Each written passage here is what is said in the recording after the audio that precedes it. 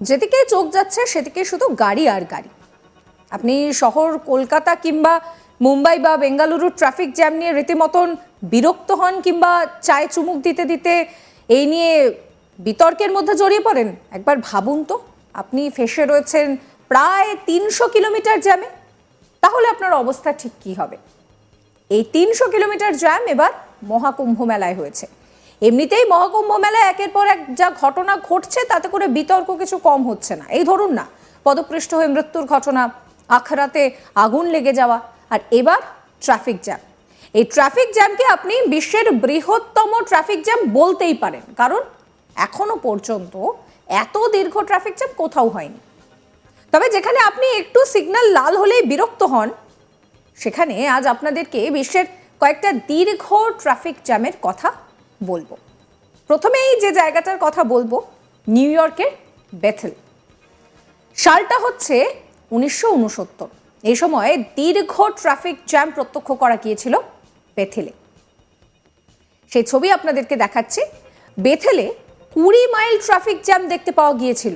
ভাবতে পারছেন, যেখানে একটু জ্যামে ভীষণ বিরক্ত লাগে, গরম লাগে, রীতিমতন গাড়ি চালাতে বিরক্ত লাগে, সেখানে এই ছবিটা দেখুন। দেখে মনে হচ্ছে না যেন পিঁপড়ে ঘুরে বেড়াচ্ছে, কিন্তু না, এটা আসলে ট্রাফিক জ্যাম। কিন্তু কেন এই ট্রাফিক জ্যাম হয়েছিল সেটাও আপনাদেরকে বলি।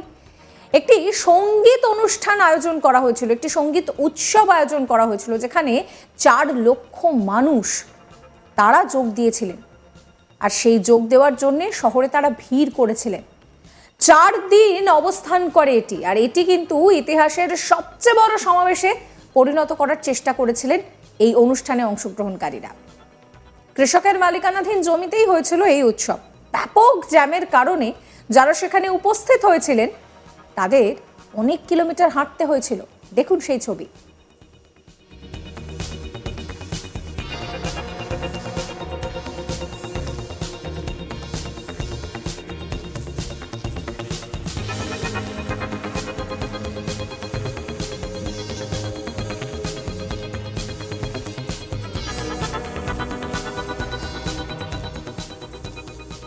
এবার আপনাদেরকে একটু জাপানের টোকিও শহরের কথা বলি। এমনিতেই আমরা জানি যে টেকনোলজির দিক থেকে জাপান কতটা অ্যাডভান্স।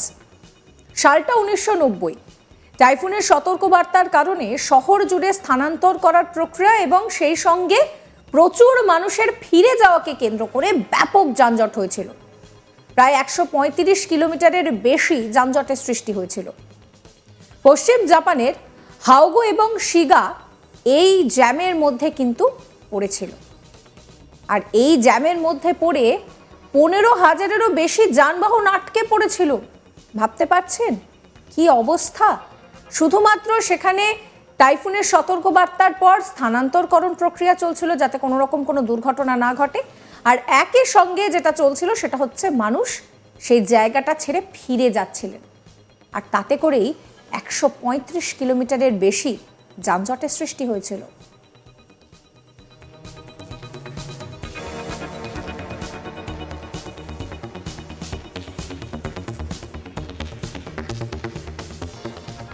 এবার আপনাদেরকে শিকাগোর কথা বলি। সালটা 2011। শিকাগোতে একটি ট্রাফিক জ্যাম দেখা গিয়েছিল, যা 2011 ফেব্রুয়ারি মাসে হয়েছিল।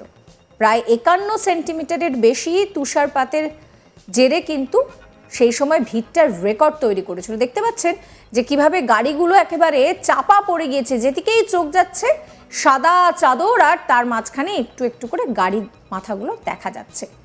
সাধারণ মানুষ তাপের জন্য তাদের গাড়ির ইঞ্জিন চালু করেছিলেন, যার জন্য কিন্তু যানবাহন থেকে অনেক গ্যাস নিষ্কাশন হয়েছিল। অবস্থা বিপজ্জনক মনে করে অনেকে আবার সেই গাড়িগুলো সেখানেই ছেড়ে চলে গিয়েছিলেন, ফলে এই দীর্ঘ যানজটের সৃষ্টি হয়।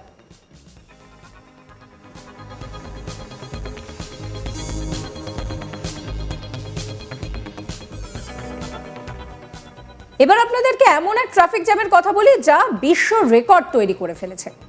2010 সালের 14ই আগস্ট চীনে এই জ্যাম হয়েছিল। মোট 12 দিন ধরে এই যানজট চলেছিল। ভাবতে পারছেন, 12 দিন থমকে গিয়েছিল পুরো জনজীবন। 100 কিলোমিটার এলাকা জুড়ে এই জ্যাম ছড়িয়ে পড়েছিল, যা বিশ্ব রেকর্ড করেছিল জ্যামের ইতিহাসে। চীনের জাতীয় মহাসড়ক 110-এ হাজার হাজার গাড়ি সেই সময় আটকে পড়েছে। দেখতে পাচ্ছেন যে ছবিটা এই মুহূর্তে আপনারা স্ক্রিনে দেখতে পাচ্ছেন সেই ট্রাফিক জ্যামের ছবি। মঙ্গোলিয়া থেকে বেইজিং পর্যন্ত কয়লা এবং নির্মাণ সামগ্রী বহনকারী ট্রাকের কারণে এই বিভৎস জ্যাম হয়েছিল। তার সঙ্গে বেইজিং এবং তিব্বত সংযোগকারী মহাসড়ক সারাইয়ের কাজও চলছিল। সূত্রের দাবি প্রতিদিন এখানে কিন্তু প্রতিটা গাড়ির যে গড় দূরত্ব সেটা হচ্ছে 100 কিলোমিটার অতিক্রম করা। কিছু গাড়ির কয়েকজন চালক 5 দিন যানজটে আটকেও পড়েছিলেন। এর ফলে গাড়িগুলোই হয়ে গিয়েছিল পথচারীদের অস্থায়ী ঘরবাড়ি। খিদে এবং তৃষ্ণাকে সহ্য করে দিনের পর দিন কষ্ট করেছিলেন সকলে। দুর্ভোগের সুযোগ নিয়ে চড়া দামে খাবার এবং জল বিক্রি করা শুরু হয়েছিল। 26শে অগস্ট নাগাদ এই যানবাহনের জট খুলে যায়। এরপরে আপনাদেরকে 2009 সালের সাও পাওলোর একটি জ্যামের কথা বলবো। 2009 সালে এই শহরটি কিন্তু একেবারে অবরুদ্ধ হয়ে যায়। শহরে 182 কিলোমিটার যানজটের সৃষ্টি হয়েছিল। প্রায় 840 কিলোমিটার রাস্তা বন্ধ হয়ে যায় এই জ্যামের জন্য।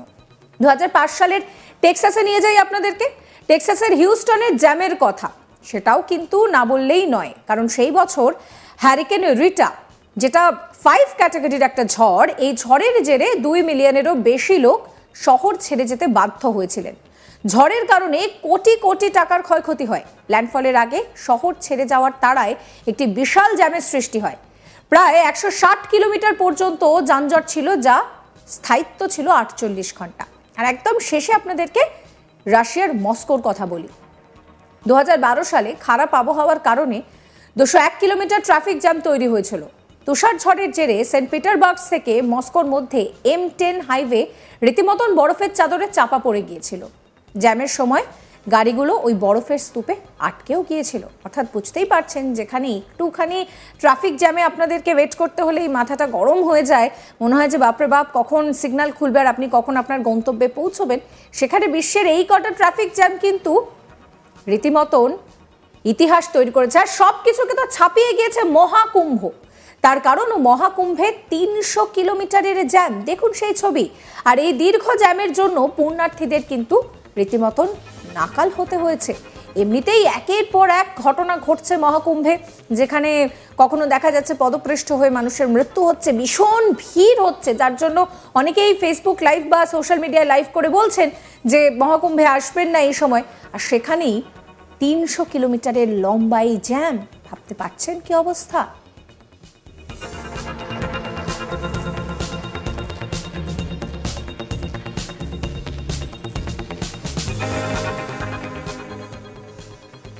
এই ভিডিও আপনাদের কেমন লাগলো অবশ্যই কমেন্ট করে জানাবেন। সমস্ত খবরের আপডেটের জন্য সাবস্ক্রাইব করতে ভুলবেন না আজ তাক বাংলার ইউটিউব চ্যানেলকে। আমরা হোয়াটসঅ্যাপেও রয়েছে, ফলো করবেন আজ তাক বাংলার হোয়াটসঅ্যাপ চ্যানেল, যাতে কোনো আপডেট আপনাদের মিস না হয়। নোটিফিকেশন পেতে বেল আইকনে ক্লিক করতে ভুলবেন না।